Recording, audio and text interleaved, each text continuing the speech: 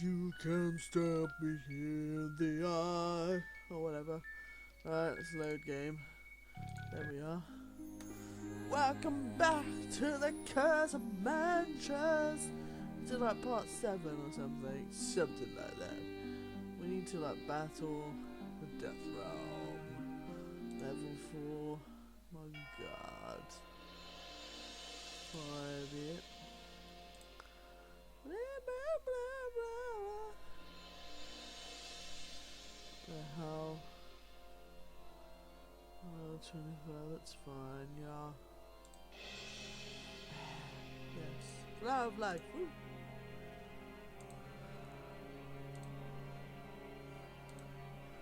And something in there. Yeah. Woo!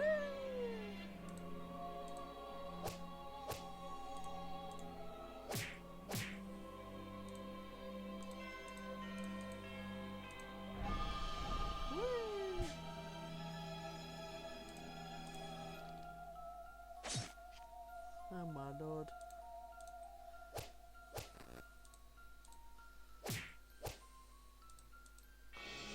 And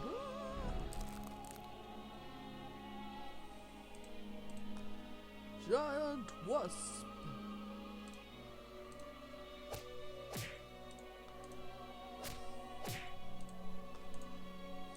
Oh, that was coming.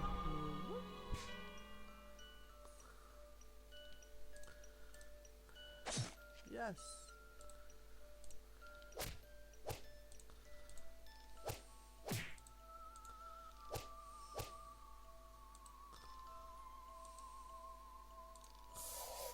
Now.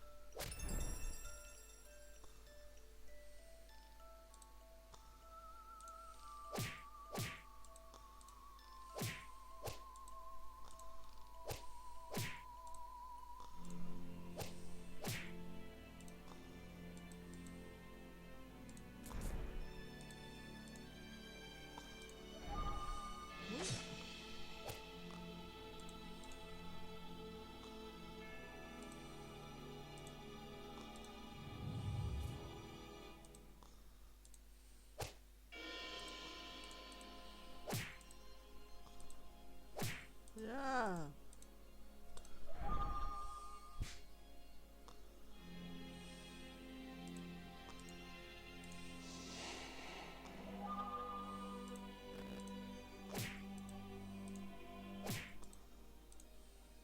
Yeah, I love it.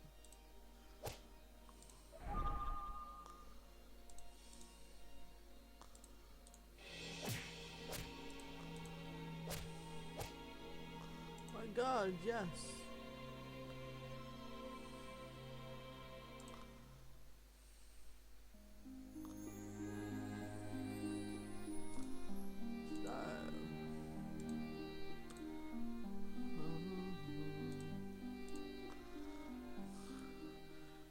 I'm not thrilled about going back and spending time with Mercurio.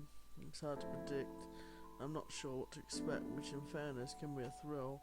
It's mostly daunting given our last few times together. I do know that he's excited about what he and Siberia made. When I approach his home, I don't hesitate before walking through the wall. After I'm through it and into his home, I exhale. It would have been embarrassing if he's reinforced it with more than a visual this time. And honestly, I can picture him doing that just to get a laugh. I work further in with the music box and immediately greeted by Mercurio. Hee, it's beautiful. It's well crafted, I guess. I don't have a lot of experience with music boxes, but he's acting like it's some priceless relic. It's beautiful. I can't wait to see my creation at work. So you help make it and you don't even know how it works. It flashes me a frustrated face. I'd like to see you build something like this. I could never.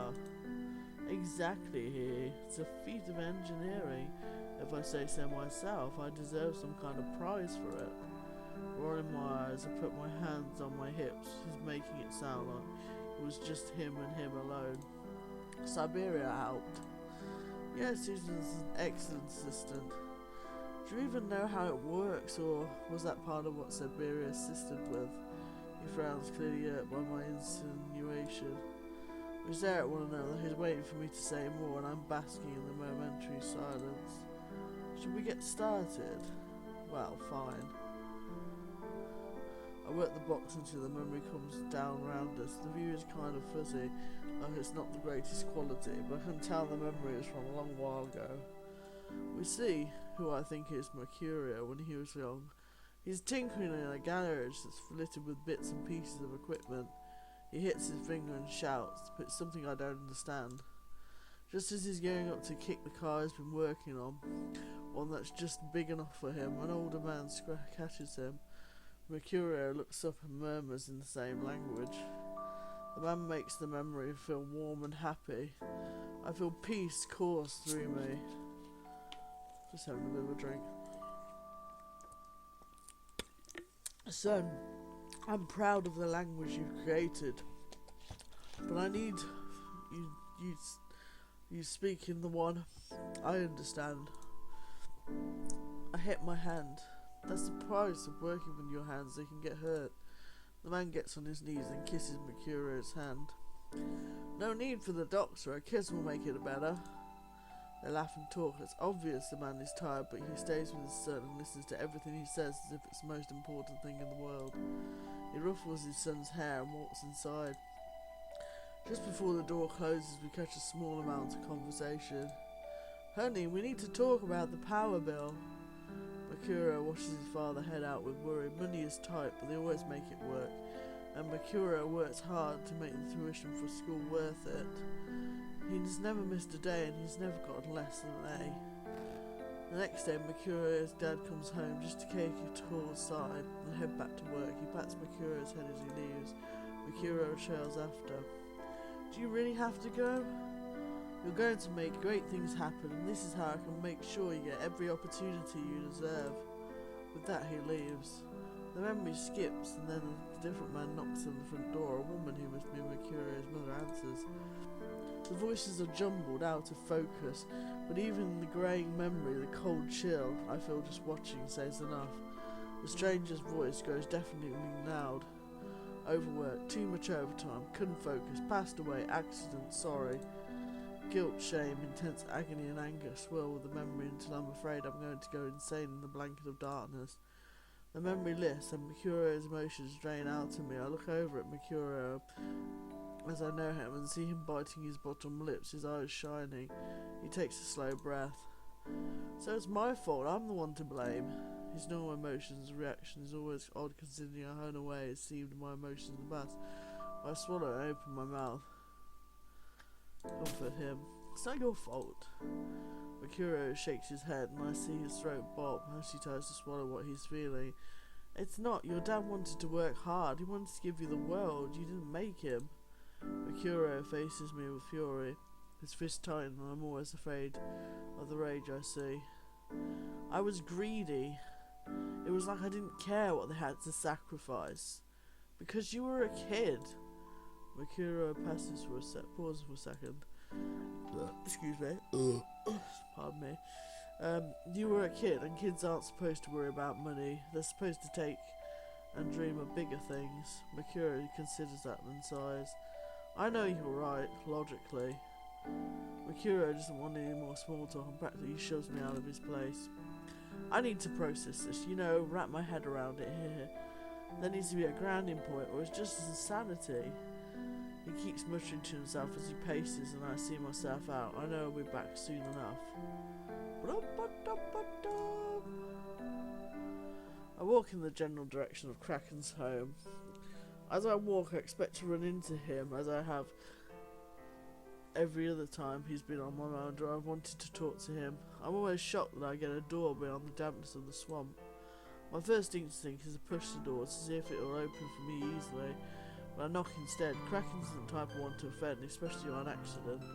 I bite my lip as I wait until I finally hear something close enough to come in that I enter. His room is so much better than the swamp I actually gasp. If I didn't know better, I'd think that we were underwater. The shimmering light, the blue walls, the ship in a bottle, the coral-fused cannon pointing out the window. There's even a chest filled with gold, but the humidity is the best it's been in any of my meetings with Kraken. Do they represent something? Kraken looks at me from the items and shrugs in response. No small talk today. You didn't come here for small talk, did you, Ace? I sigh and show him the music box. He looks at it, then at me. There's no surprise or excitement or really anything on his face. His blue skin seems to swim in the shifting light, and I know that I don't have any hope of getting a clear look at his expression. The music box. You know what it is? Mercurio may have mentioned it. We both know how happy he is to share his accomplishments. Please activate the box. Let's see where it leads. I'm surprised, shocked actually, based on our previous conversations, the back and forth and everything else I've learned about him. I thought you were happy where you were, as you were. I am, but curiosity is never satisfied when there are questions in the air. Since it's my own past, I'm eager to know. I grin slightly and nod. I'm happy to help. Woo! Kraken and I share a smile before I work the box, and we fall into his memory. From the start, everything is blurry and out of focus. It's confusing and I don't have any sense of time or really anything. There's a pressure filling the room, but then there's the sky. Stars dot the night without the moon for company. Still, a light bounces off the fog and highlights a ghostly ship floating across the misty waters. It hardly seems like an ocean, soft and silent. Waves swelling and rolling, but never reaching a crest. And every blink of the eye, the ship moves closer, but it's wrong, it's moving too fast, and only moves in the second when my eyes are shut. All at once, it's close, too close. Every dead body rotting and bloating on the deck is visible. There's blood and guts and every other hint of broken humanity. Just as quickly as the view pans across the mud as it shifts to a man standing on the bow of another ship. This one steadily approaches the ghostly ship. There's no fear on his pale face, no trace of mercy in his eyes. He is as impossible to read as the sea itself. As he moves, he shows his 4 arms.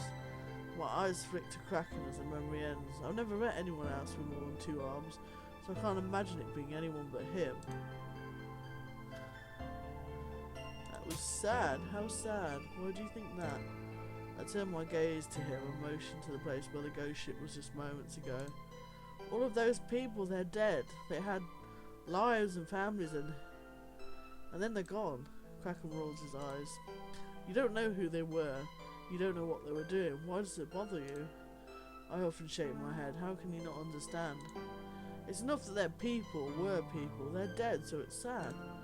Kraken doesn't say anything, but he smirks slightly. It's obvious there's plenty he could say, but he's keeping everything to himself. Maybe this is a test somehow. Maybe... We sit in silence a moment, thinking our own thoughts, but I have no doubt they're miles apart.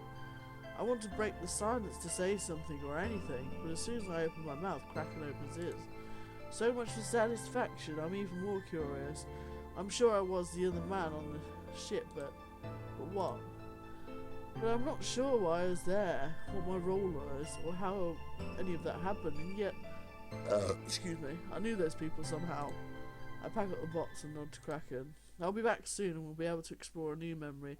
That should help with some of the questions. Kraken walks me to the door and nods as I start walking off. I will see you soon, as soon as it is. Water level 3.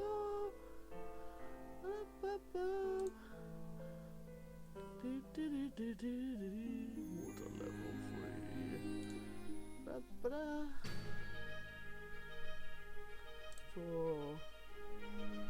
What is this? Air round. Who the hell?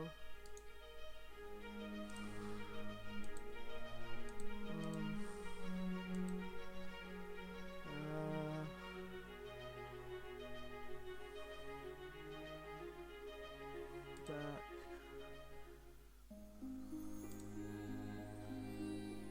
Death, life. Who do I want for Earth? Azaria.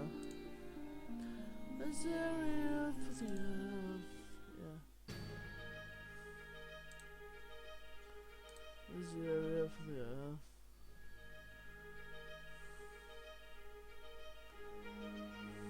Azaria. Earth creature.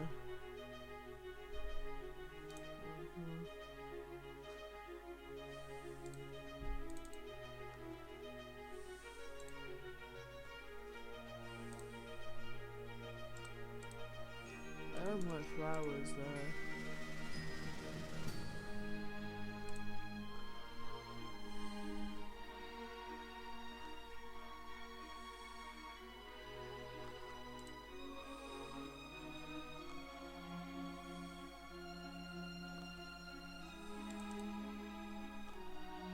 Yeah, lovely.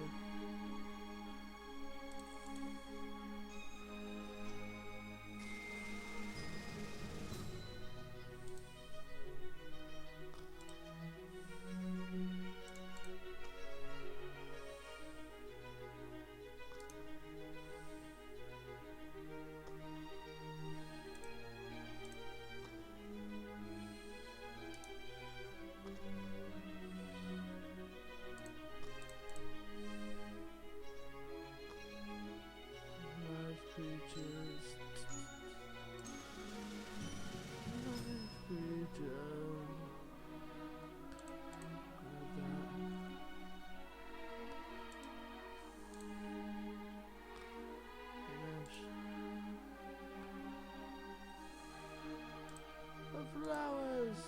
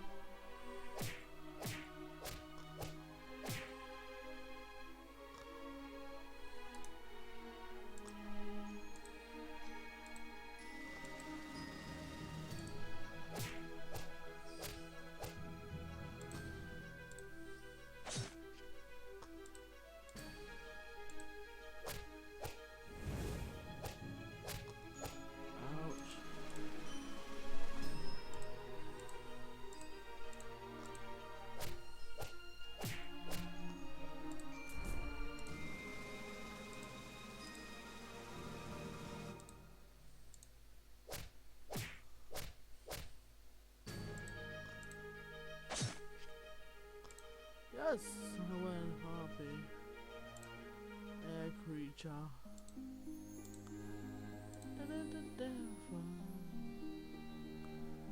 Water. Fire.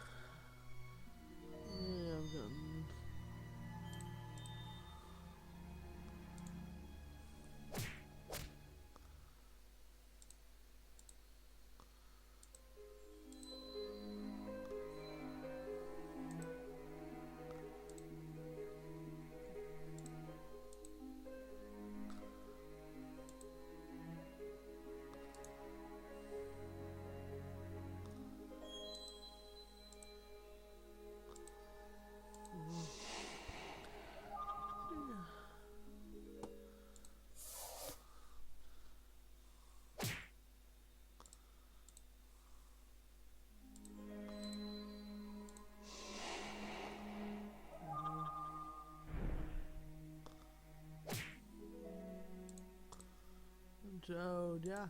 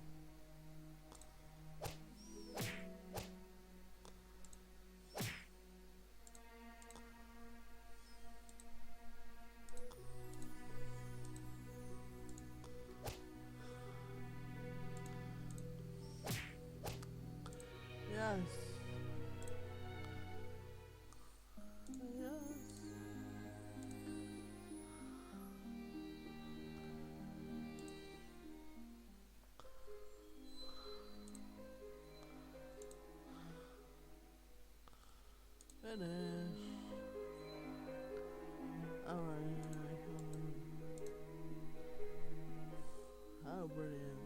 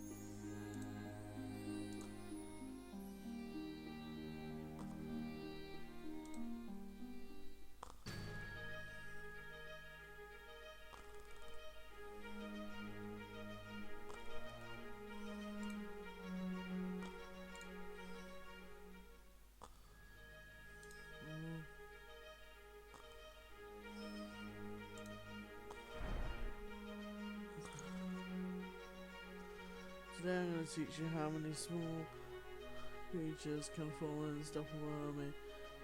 Prepare to invade a bob with no wisps. Okay.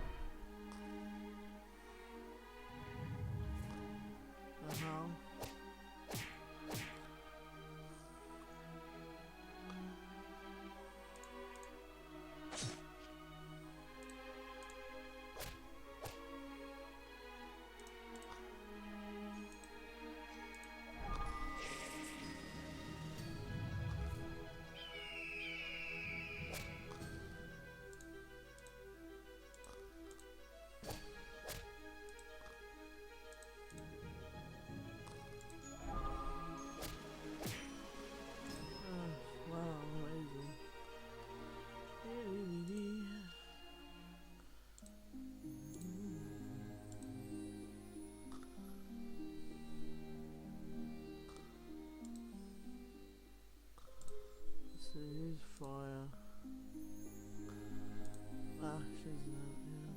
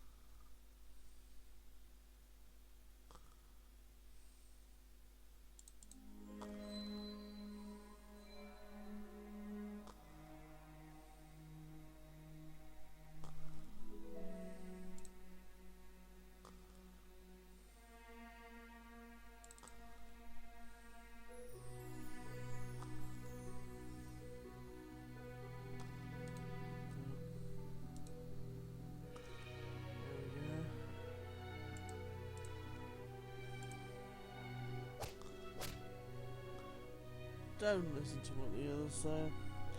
Best defense is always offense. See for yourself. I have to agree.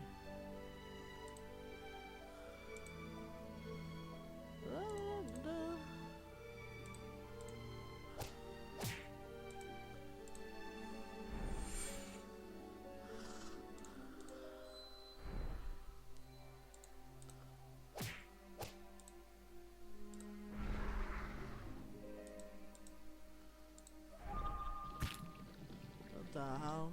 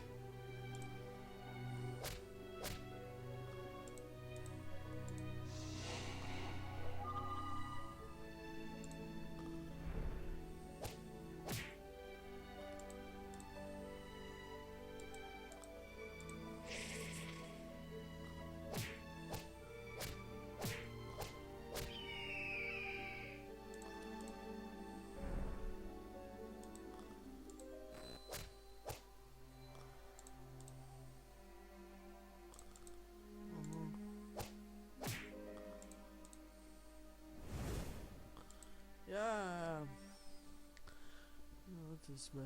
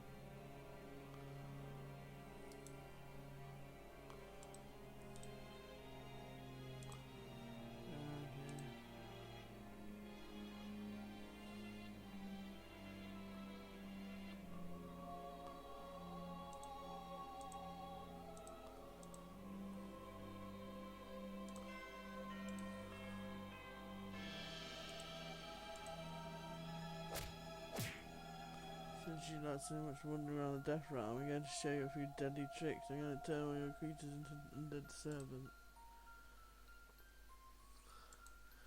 Whatever.